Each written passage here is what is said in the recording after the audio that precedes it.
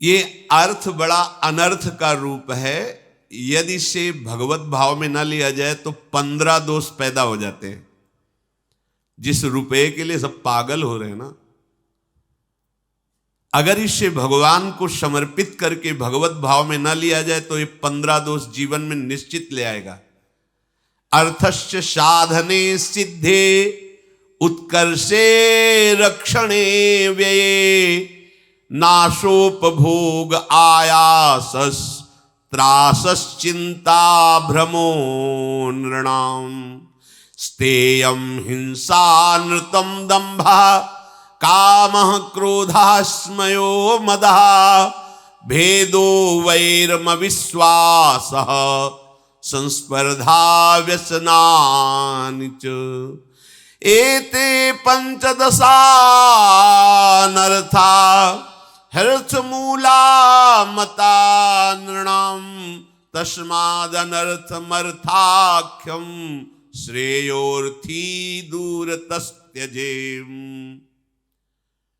धन के उपार्जन करने में भी चिंता, शोक, भय, उपार्जन कर लेने पर उसकी सुरक्षा में चिंता, भय, शोक, उसके बढ़ाने के लिए चिंता, भय, शोक, उसके खर्चा करने में चिंता, भय, शोक, परिश्रम, भय, चिंता, भ्रम, ये बना रहता है जिसका लक्ष्य केवल धन होता है। फिर उसके अंदर चोरी की वृत्ति आती है। बहुत तरह की चोरी होती है, कोई जेब काटना ही एक चोरी का अंग नहीं है, बहुत है, बहुत तरह से चोरी होती है। हिंसा, कई बड़े नृशंस पापाचरण होने लगते हैं जब केवल धन लक्ष्य रहता है। मिथ्या भाषण, झूठ बोलना है तो कला हो जाती है धन प्राप्ति के लिए। पाखंड जो है नहीं वो दिखाने की भावना होने लगती है। और काम तो अपना तांडव करने लगता है। जिसके पास बहुत धन होता है उसमें व्यभिचार प्रवृत्ति भी बढ़ने लगती है। और क्रोध तो नाक में रखा रहता है और अहंकार चरम सीमा पे बढ़ने लगता है। भेद बुद्धि, बैर, अविश्वास, ईर्ष्या, परिस्त्री गमन, शराब पीना, मांस खाना, द्वित कीड़ा करना, ये 15 अनर्थ उसके जीवन में आ जाते हैं। जो धर्म से धन नहीं कमाता और जो धर्म में धन को व्यय नहीं करता, केवल स्वार्थ बुद्धि से धन की वृद्धि और उसको भोगने का भाव, तो ये 15 दोष आ जाते हैं। कितना भयानक इसमें दोष बनता है कि ऐसे महाभागवत जयदेव जी के प्रति इनके कैसे भाव बने। दे दिया था, मत जाते आगे, वहीं से पीछे लौट जाते। अगर तुम्हें भय था तो साथ मत जाते, दे तो दिया ही था। लेकिन बुद्धि भ्रष्ट हो जाती है जब हम अधर्म आचरण करते हैं। बड़ी नृशंस पापाचरण की वृत्तियां धन में बढ़ने लगती हैं। जयदेव जी ने आनंदपूर्वक उनको दे दिया, उनको कोई कष्ट नहीं हुआ। एक ने दिया, एक ने ले लिया। उन चारों ने विचार किया, देखो पीछे हटे और देखो बहुत चालाक है, मार डालो इसको मिल करके यही। एक ने कहा देखो सच्चाई से धन तो उसने दे ही दिया है, मार डालने की क्या आवश्यकता है, कोई विरोध कर रहा हो तो मार डाले। कहा नहीं, मतलब तुम समझते नहीं, ये आगे चल करके हमारे लिए खतरा बन जाएगा। तो तीसरे ने कहा कि बात तुम्हारी सही है, ये आगे चलकर राजा से शिकायत कर देगा, प्रभावशाली है, फिर हम सबको बंदी बनाया जाएगा और फांसी की सजा होगी। चौथे ने कहा चलो हम बात समझ गए, तुम्हारी भी तुम्हारी भी तुम्हारी भी, इसे मारो मत जान से। इनके हाथ पैर दोनों काट के यही जंगल में कुआं उसमें डाल दो। बात पक्की हो गई, चारों सहमत हो गए। देखो ऐसे महाभागवत के, मतलब यही बात समझना थोड़ा कठिन होता है कि साक्षात भगवान के अनुराग में डूबे हुए भगवत स्वरूप महापुरुष हैं। मतलब जगन्नाथ जी के मूर्तिमान स्वरूप समझो जयदेव जी को। ऐसी भक्ति है, अभेद भाव को प्राप्त है, भगवत स्वरूप है। हम लोगों का तो उनकी जूठन, उनकी चरण रज से थोड़ा थोड़ा मन लग जाए, यही बहुत बड़ी बात है। क्या अपराध यहां है? जिनके पीछे भगवान डोलते हैं उन भक्ति की बात हम कह रहे हैं। एक बार अष्टपदी में देहि में पाद पल्लव मुदारम, इसमें बहुत विचार करते रहे, लिखने की हिम्मत नहीं पड़ी। लालजू श्री जी से कह रहे हैं कि आप अपने उदार चरणारविंद हमारे माथे पे विराजमान करें, शिरश में। बहुत देर कलम लिए बैठे रहे, फिर हिम्मत नहीं पड़ी, स्नान के लिए चल पड़े। उधर वो स्नान के लिए निकले, इधर वैसे ही जयदेव जी का रूप रख के तुरंत लौट आए। प्रभु जयदेव जी स्नान कर रहे, और पद्मावती जी ने कहा भगवान अभी तो आप गए तुरंत, वहां वो एक पंक्ति थी लग नहीं रही थी, अब लग गई, और जाकर लिख दिया। काफी देर बाद जयदेव जी स्नान करके आए तो पद्मावती जी ने कहा अभी आप गए थे, आए फिर आए? हम कब आए, हम तो गए थे स्नान करके फिर आए। बोले नहीं आप लौट के आए थे, कह रहे थे वो पंक्ति लग गई, लिखना है, दौड़ करके गए, देखा तो लिखा। ओहो स्वयं प्रभु आए, तो पीछे पीछे प्रभु डोलते। ऐसे महाभागवत के हाथ पैर काट दिए, क्या अपराध था? प्रभु के हर विधान में मंगल विधान देखना, ये बड़ी कठिन बात है, बड़ी कठिन बात। लोग सोचते हैं कि भगवान इतने कठोर क्यों हैं भक्तों के साथ, ऐसा क्या? जैसे चरित्रों में हम लोग पढ़ते हैं कि ठाकुर हरिदास जी को 22 बार क्या अपराध था हरे कृष्ण बोलने पर? एक बार भगवान का जो नाम बोले, भगवान और भगवान के अव्यक्त महापुरुषों की उस पर कृपा होती है, जो रात दिन नाम जप कर रहे हैं उनको ये परिणाम मिले। पर यार हास्य रघुनाथ कर बेग न जाने कोई, जो जाने रघुपति कृपा सपने मोह न हो। हाथ पैर काट करके और कुएं में डाल करके प्रसन्न होकर चले गया। अब तो स्वर्ण सर्पिया मिल गई और ये तो मरी जाएगा कुएं में, यहां जंगल में कौन निकालने आएगा? एक लक्ष्मण सेन नाम के राजा उधर से गुजर रहे थे, तो आवाज आ रही थी, श्री जयदेव जी भगवान नाम कीर्तन कर रहे थे, कृष्ण कृष्ण जय श्री कृष्ण। आवाज सुनते, वो बड़े महाभागवत थे, आवाज सुनते ही ऐसी अमृतमयी आवाज की खिंचे चले गए। ये समझ में नहीं आ रहा था क्योंकि तृण पत्तों से सब जंगल ही था। तो उनका पहले प्यास लगी, पानी पिलाओ, फिर ये आवाज कहां से आ रही उसकी हम खोज करेंगे। ऐसी कोई संभावना ही नहीं थी। जब पानी के लिए वहां गए तो आवाज कुएं से ही आ रही थी, देखा तो कुएं में ही जयदेव जी।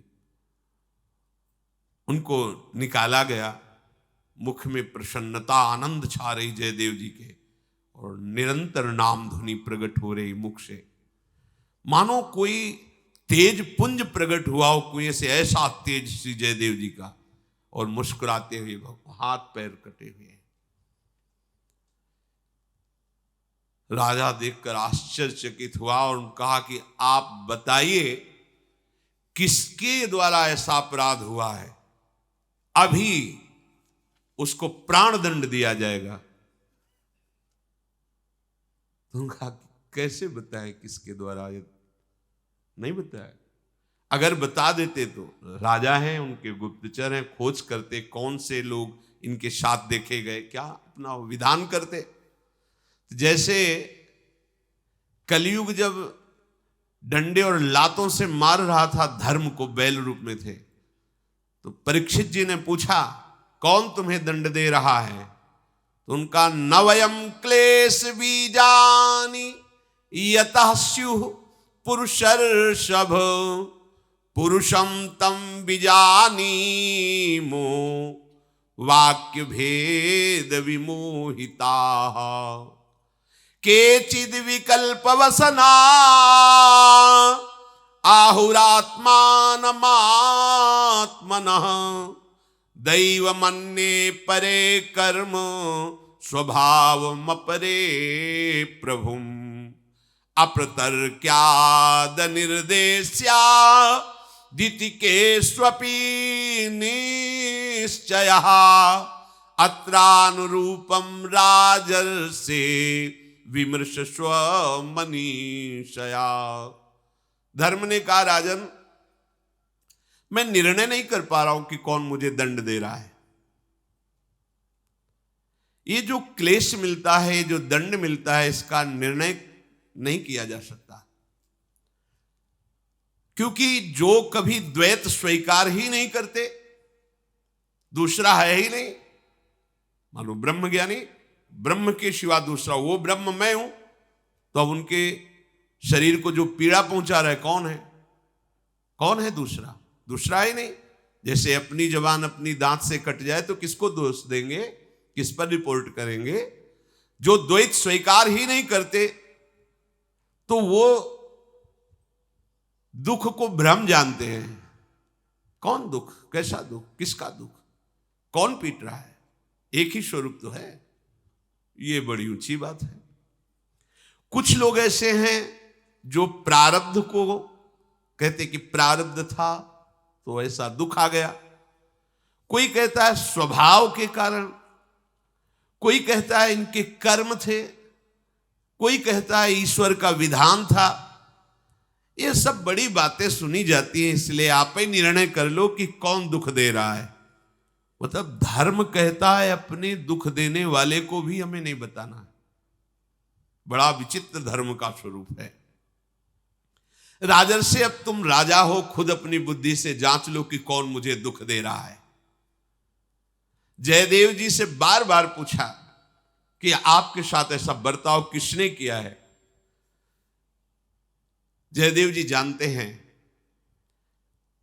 कि अगर किसी भी तरह से किसी पर, तो हमारी भगवत भावना पर फर्क पड़ जाएगा। मेरे भगवान ही सब रूपों में है।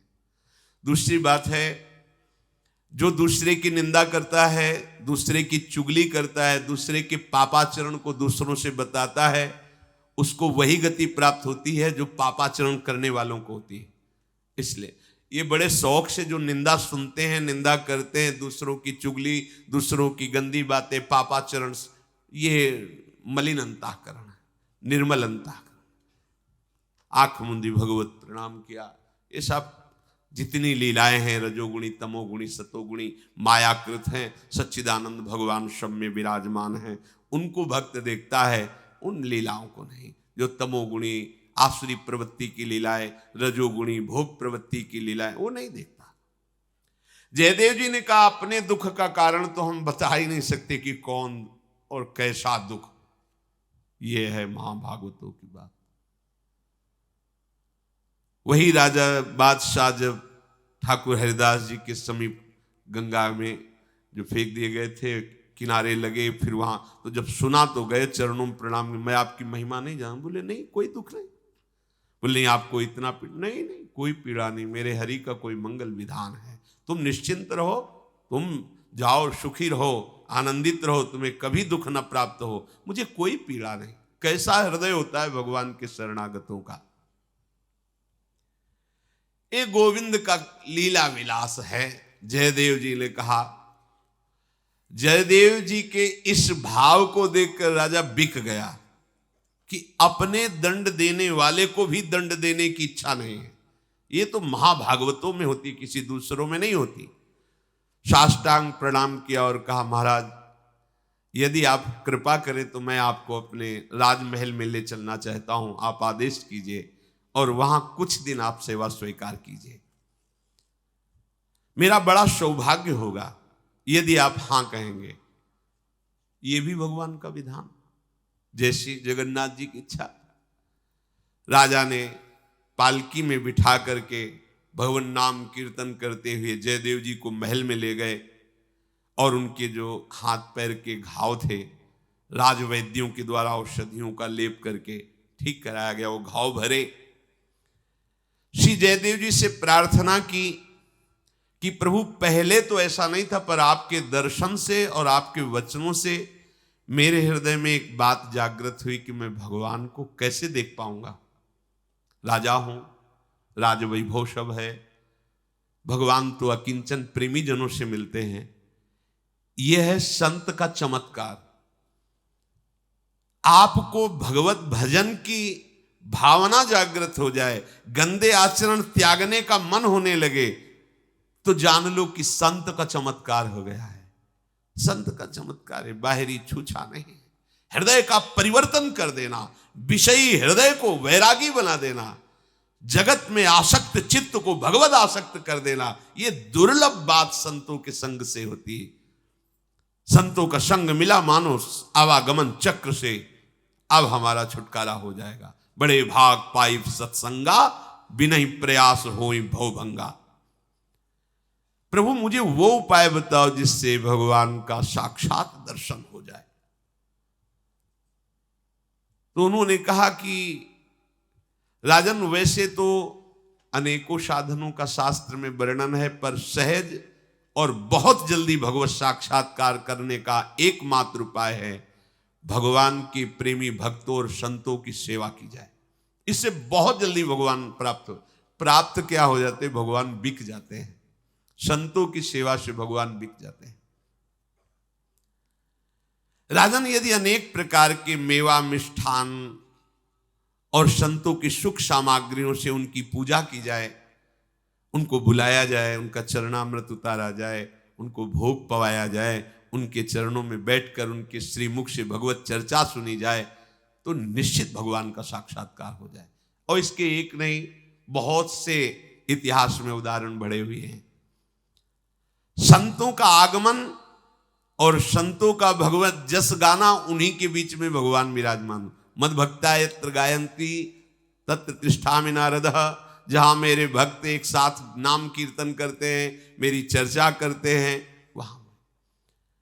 और भगवान को साक्षात भोग लगाने का उपाय संत जन ही है। भगवान को अगर प्रगट में पवाना है तो संतों के मुख से भगवान पाते हैं।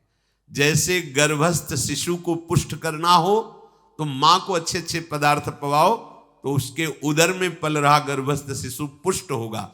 ऐसे ही उदर में विराजमान भगवान और मां स्वरूप संत जन, जब संत जन पाते हैं तो भगवान को प्रसन्नता होती, पुष्टता होती है। जयदेव जी ने ऐसी आज्ञा दी तो चारों ओर अपने सेवक गणों को भेज भेज कर जहां संत भगवान दिखाई देते, दैन्यता पूर्वक राजमहल में बुलाते और उनकी सेवा करते। बैठ करके नाम कीर्तन, भगवत कथा वार्ता सुनते, आनंदित होते।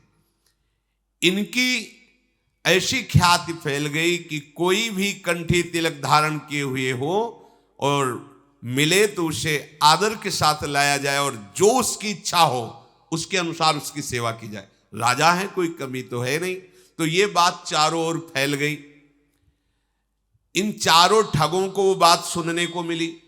जो इच्छा हो तो बोले अब चोरी करने की जरूरत नहीं है, बस तिलक लगाने में कितनी देर लगती है।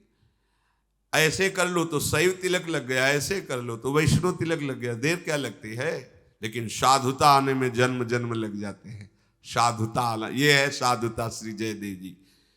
ठगों ने सुना कि कंठी माला धारण करने मात्र से ही राजमहल में राजा प्रणाम करता है और जो चाहे वो प्राप्त कर लेता है। जयदेव जी का आदेश था, माला तिलक मुद्रा भी संयुक्तो यह प्रदर्श्यते चांडालोपि महीपाल पूजनीयो न संशया। तुम्हें केवल इतना देखना है कि गले में कंठी, मस्तक में माला और मुख में भगवान नाम उच्चारण कर रहा है, बस उसका दर्शन ही तुमको पावन कर देगा। उसकी सेवा करो, ऐसा हमारा आदेश है। ठगों ने सुना, साधु वेश धारण किया और महल में प्रवेश किए। बड़े बड़े तिलक, अब उनको ज्ञान तो है नहीं कि कौन सा तिलक कहां कैसे लगाया जाता है। और जयदेव जी जहां से संत प्रवेश होते थे तो दर्शन के लिए, तो हाथ पैर तो थे नहीं, तो ऐसे गद्दी में बिठा देते, जो संत भगवान निकलते तो उनके देखो हम संत हैं ऐसा संतों में भाव नहीं होता, ये भाव नहीं होता, ये संतों में भाव नहीं। अगर उनसे हृदय से पूछो तो एक ही बात निकलेगी, असमय अधम सखा सुनो। जहां किसी महाभागवत ने अपना परिचय बताया है, वो आए नहीं बताया कि मैं संत हूं, कभी ऐसा नहीं सुना। सबरी जी के सामने भगवान बैठे हैं, कोई संशय है कितनी बड़ी महापुरुष है, पर भगवान से करें अधम ते अधम अधम मति नारी, तिन माँ मैं मति मंद अघारी। हनुमान जी महाराज कह रहे हैं एक में मंद मोह बस कुटिल हृदय अज्ञान, और है कौन ज्ञानी नामक गिरगण्य महाभागवत। अब सबके दर्शन हो इसलिए उनको ऐसे चारों ठगों ने देखा ये वही है जिसके हाथ पैर काट के जंगल में डाल दिए गए थे, अब क्या करें। पसीना पसीना हो गए कि राजा इसके अधीन है, ये राजा का गुरु है।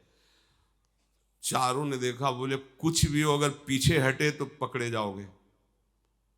जयदेव जी ऐसे ऐसे, चारों ने कहा पहचाना नहीं। जयदेव जी बिल्कुल ऐसे कहे कि मानो पहचाना ही नहीं। चारों उनका बच गए, पहचाना नहीं, चुपचाप निकल चलो। जयदेव जी ने उनको भी प्रणाम किया, कुछ बिल्कुल ऐसे गंभीरता से प्रणाम किया और राजा को बुलाया। जब वो चले गए, बोले ये जो चार महात्मा गए हैं इनका विशेष सत्कार करो, ये हमारे विशेष प्रेमी हैं।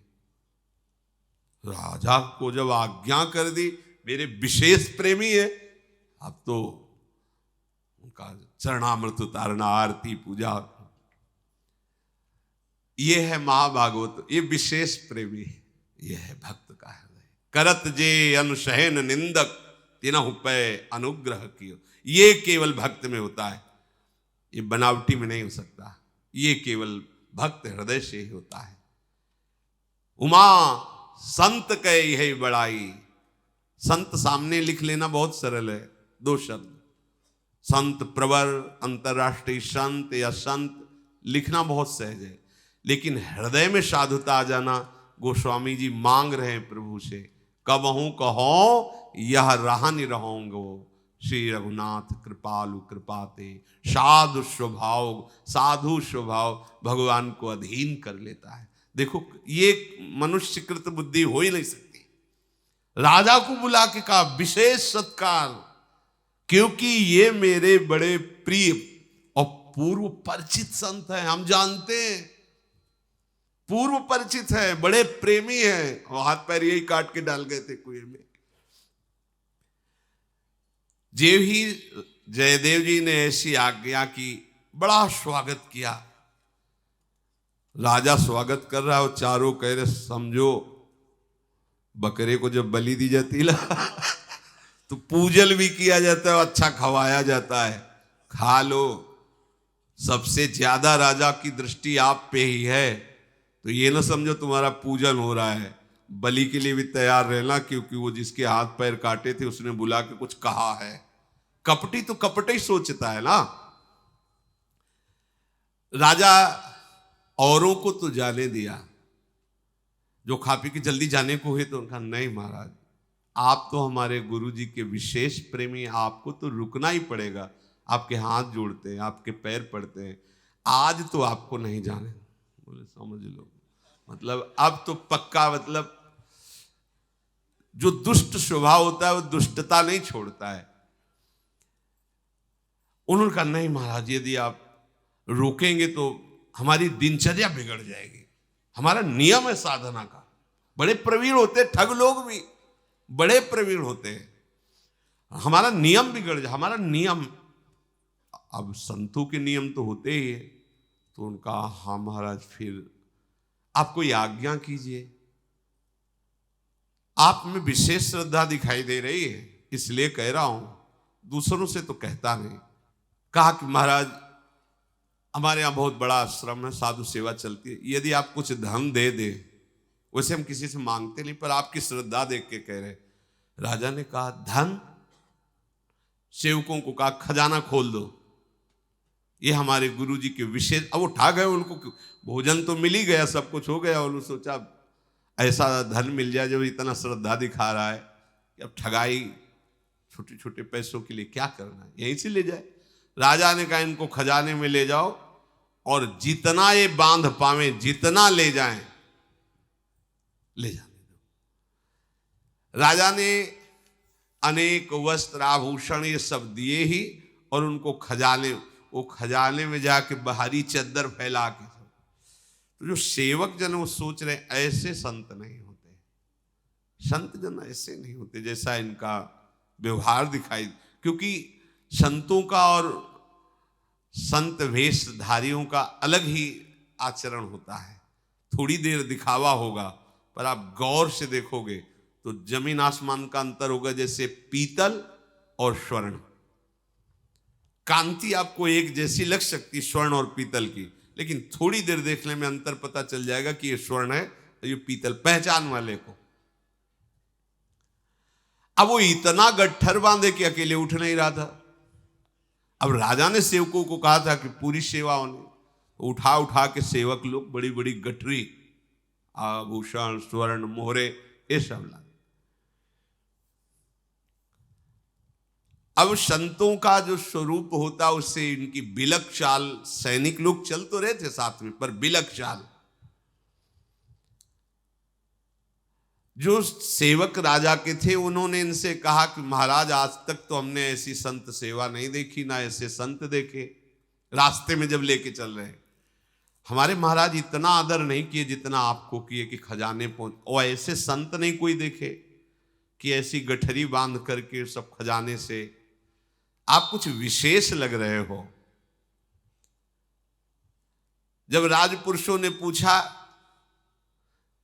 कि नित्य महात्मा आते रहते हैं, नित्य सेवा होती रहती, पर हमारे राजा को जो हमारे राजा के गुरुदेव ने आदेश दिया वैसा किसी के लिए नहीं दिया, तो आप कैसे विशेष हैं, मतलब क्या आपका परिचय है जो पूज्य श्री जयदेव जी ने आपके लिए ऐसा। उन्होंने कहा कि देखो बताना नहीं किसी से। अब कोई खा पी रहा है, जी रहा है, काहे को बाधा डालोगे। अगर हम तुम्हारे गुरुजी की बात बता देना राजा के, तो अभी उनको डंडा मार के बाहर निकाल दिया जाएगा। इसलिए वो हमारा विशेष आदर करवा रहे, मैं उनकी गुप्त बात जानता हूं। अरे ठग लोग, मतलब ये दुष्ट लोग कैसे, इनकी दिमाग में भगवान ने कितनी बुद्धि दी है कि बड़े बड़े प्रभावित हो जाएं, बड़े बड़े प्रभावित हो जाएं। बोले नहीं आप कुछ तो बताइए। बोले किसी से कहना नहीं, तुम्हारे ये जो राजा के गुरु है ना, एक राजा के यहाँ नौकरी करते थे, और वहां जो इन्होंने गद्दारी और बेईमानी की ना, राजा ने इन्हें मार डालने की आज्ञा दी, परंतु हम ही साधु स्वभाव के फिर सलाह दी कि जान से तो मत मारो, हाथ पैर। तो इनके हमारे कारण इनकी जान बची और हाथ पैर कटवा दिए। अब ये वो अपने मन में उपकार रखते हैं मेरा, इसलिए उन्होंने इस राजा से हमारा सत्कार करवाया और इतनी सेवा करवाई कि कहीं हमारी पोल ना खुल जाए। देखो दुष्टों की चाल और इनकी प्लानिंगें ऐसी होती है कि आदमी विश्वास भी कर ले। मतलब इनमें भी भगवान की एक विशेष शक्ति होती है। हमने देखा है ठग कपटी चालबाज लोग ऐसी चाल कि बड़े बड़े लगता है, नहीं बिल्कुल ठीक बात है, बिल्कुल सही बात कह रहे हैं, ऐसा लगेगा बिल्कुल सही, और बिल्कुल 100 में 100% झूठी। ये जो हमारा विशेष सत्कार हुआ ना, वो इसीलिए करवाया कि इनकी बात खुल न जाए। अब भगवान को सहन नहीं हुआ। अभी तक तो भगवान सहन करते रहे, अब भगवान को सहन नहीं, अब दुष्टता की हद हो गई, ये हद हो गई। इतने बड़े महान साधु के प्रति ऐसा फिर लांछन बिना किसी अपराध के इन दुष्टों ने हाथ पे, इनको तो बहुत सजा मिलनी चाहिए, पर वो साधु स्वभाव से इन पर कृपा की तो और आरोप लगा दिया। फटी गई भूमि सब ठगवे समाई गए, भय चकित दौरी स्वामी जू पे आए हैं। कही जीती बात सुनी गात गात कांप उठे, हाथ पाँव मीड़े भय ज्यों के त्यों सुहाए हैं। अचरज दो नृप पास जा प्रकाश किए जिए, एक सुनियाए वाही ठोर धाए हैं। पूछे बार बार शीस पायन पे धारी रहे, कहिए उघारी कैसे मेरे मन भाए हैं। उन दुष्टों ने जो साधु वेश धारण किए हुए थे, इस प्रकार जे भी झूठ बोले ते भी जाओ थे, वहीं की भूमि फट गई और समा गए। जो राजपुरुष थे वहीं थे, पर वो सुरक्षित है, वो दुष्ट उसी में। बड़ा आश्चर्यचकित हुआ और बड़ा अंदर की ये क्या हो गया, इस साधु वेशधारी चार लोग कैसे समा गए भूमि पे। देखो, एक सीमा है। अगर संत के हृदय में क्षोभ हो जाए तो तत्काल तुम नष्ट हो जाओगे। अगर वो क्षमा कर रहे हैं तो भी एक सीमा है। उमा क्षमा सापहुते भारी, अपने कर्म। अगर आपने गलती की वो क्षमा कर दी, अब अगली गलती मत करना। अगर अगली गलती कर दी तो पीछे वाला हिसाब जोड़ के फिर ऐसा हिसाब आएगा। साधु यदि डांट दे, गाली दे दे, तुम्हें दंड दे दे तो नाच पड़ना, अब तुम्हें कोई दंड नहीं दे सकता, भारी से भारी अपराध पर भी। और यदि वो मौन हो जाए तो भयभीत हो जाना, क्योंकि अब जो हिसाब होगा तुम उसको निर्वाह नहीं कर पाओगे। गंगा जी में नाव में बहुत लोग बैठे थे, और वो जो संगीन वाली बंदूक होती है ना, जिसमें चाकू होती है, ऐसे जंजीर पड़ी, तो वो राज कर्मचारी लिए हुए 3-4 उस पे चढ़े। एक संत बैठे हुए थे, उनके शिष्य भी बैठे हुए थे, और लांग बूट पहने हुए साइड में हो, और वो इतनी ठसाठस भरी हुई थी कि साइड ने तो जूते की ठोकर मारी। साइड वैसे वो बार बार कोशिश करते, पर जगह नहीं थी। आगे गुरुदेव बैठे थे, उनको धक्का न लगने पावे। एक चाटा मारा खींच के आगे, क्योंकि संत के प्रति कोई संत ही भाव रख सकता है, या सात्विक जन भाव रख सकते हैं, क्योंकि भिक्षुक भेष ऐसे तो क्या।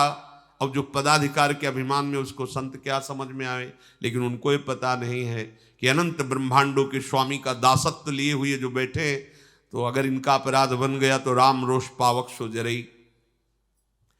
पूरी गंगा जी में पार होते होते 3-4 बार उन्होंने थप्पड़ मारे उनके। गुरुजी इससे देख के शांत रहते। बहुत कृपा होती संतों के हृदय में भगवान की, वो हर समय अपने भगवान का विधान समझते रहते हैं। अब नाव जब पार हुई तो किनारे की तरफ पानी कम था, वहां नाव नहीं जा सकती थी 8-10 कदम, तो लोग मंझा के जा रहे थे। वो संगीन को, वो जो बंदूक ऐसे ऐसे करके ऐसे छलांग लगाई, जिन्होंने बार बार जूते की ठोकर और थप्पड़ मारी थी। अब इतना ज्ञान नहीं कि बालू में वो धंस जाएगी, वो धसी और बूट फिसला और सीधे ऐसे वो चाकू लगी थी ऊपर, उन्हीं के गले में ऐसे गिरे। गुरुजी खड़े हुए 3-4 थप्पड़ अपने शिष्य के मारे, और कहा अगर कुछ भी कटु भाषण बोल देता तो ये बच जाता। तुम कुछ बोले नहीं, तत्काल साधु अवज्ञा तुरंत भवानी।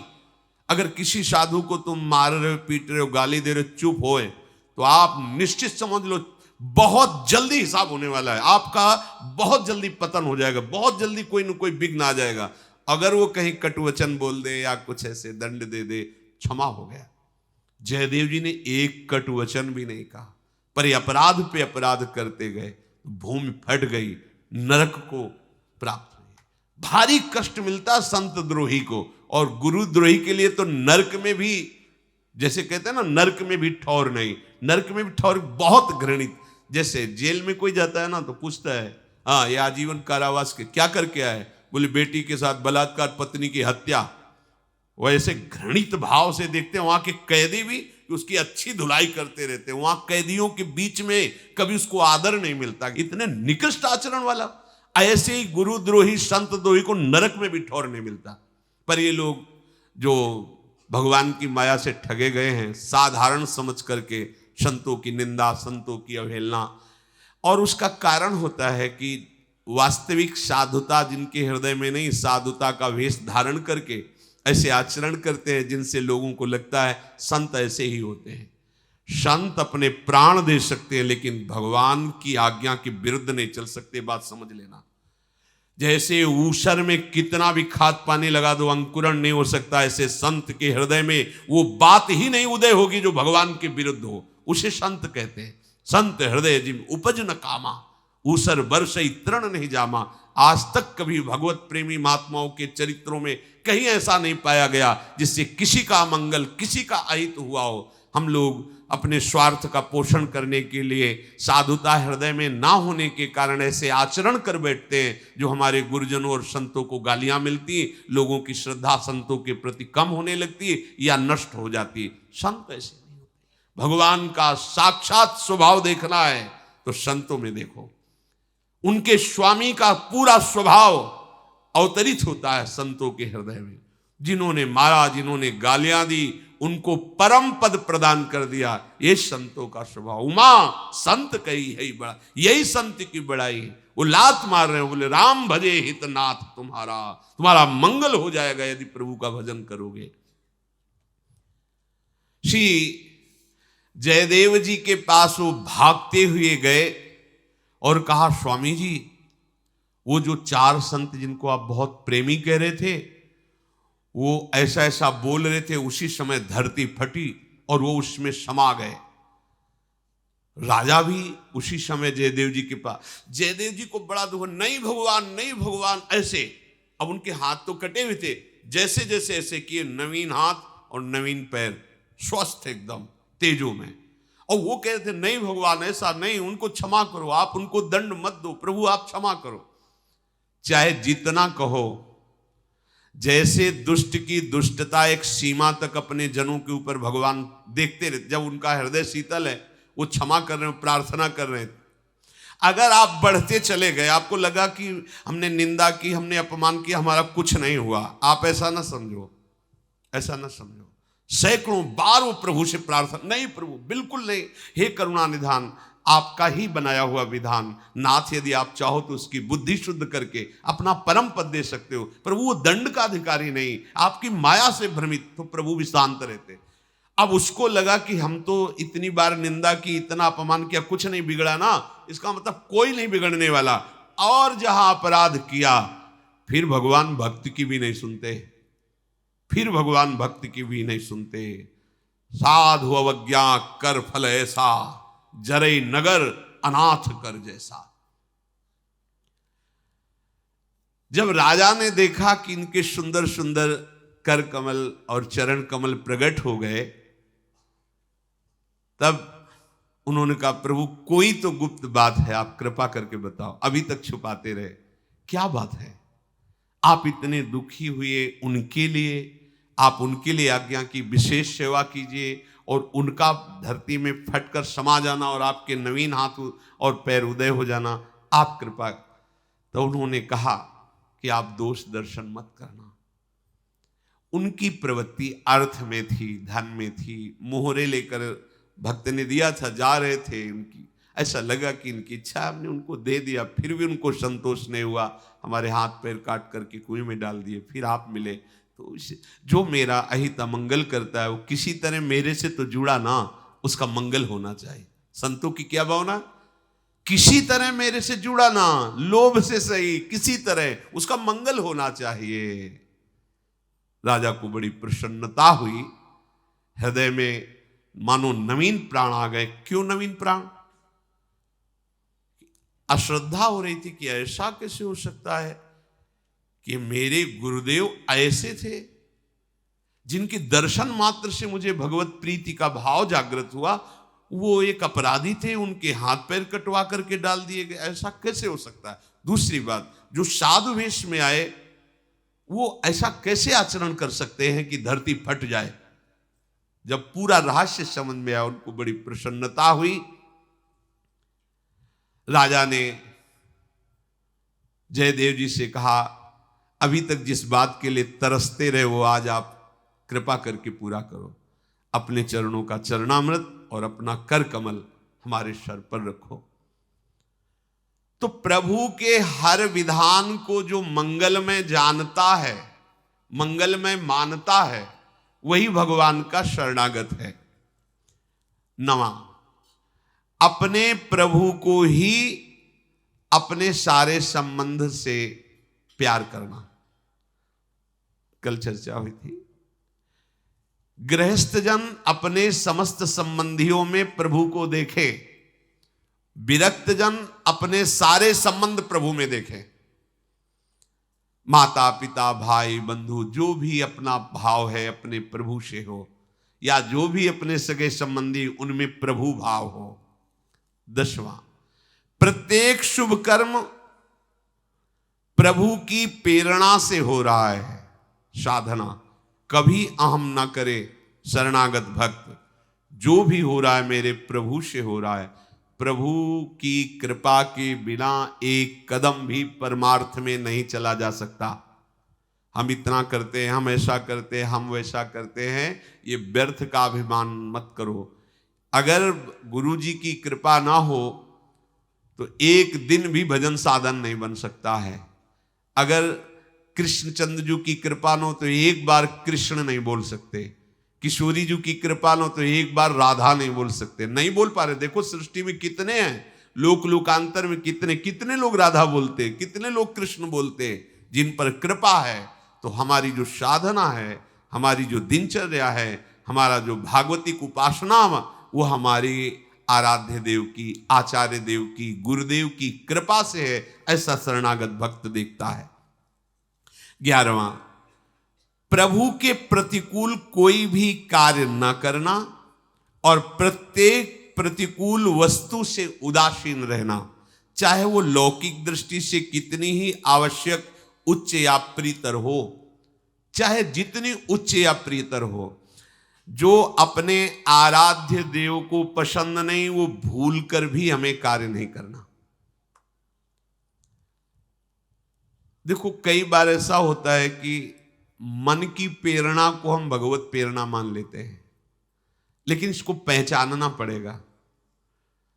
जब आप कोई गलत कार्य कर रहे होंगे तो अंदर से एक आवाज आती है, गलत है मत करो, वो भगवान बोल रहे हैं।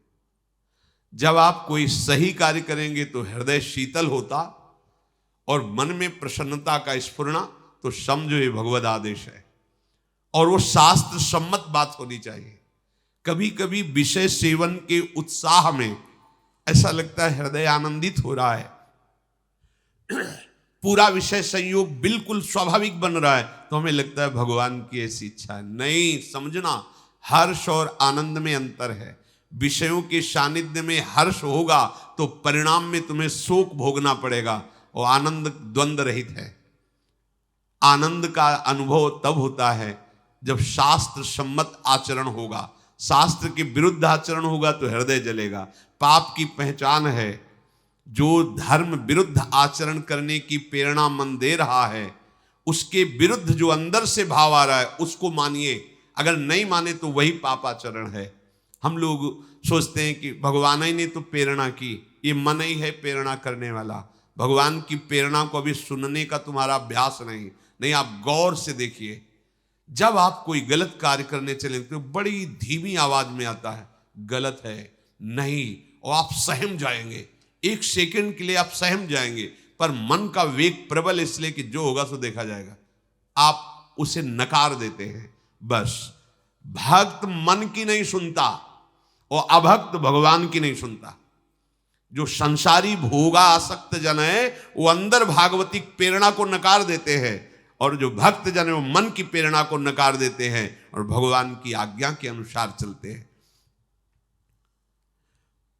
अपने को प्रभु का नित्य सेवक, नित्य संबंधी समझना। हमारा संबंध कोई किए कराने से नहीं, हम भगवान के हैं, पक्का है भगवान के हैं।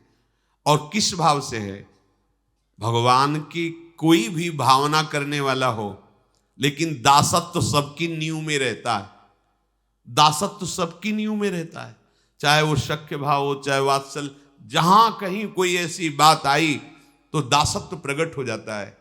हे प्रिय सखा, तुम्हें पता है ना कि मैं तुम्हारे चरणों के अधीन हूं, निकल पड़ेगा, चाहे कोई भी हो, कहीं भी हो।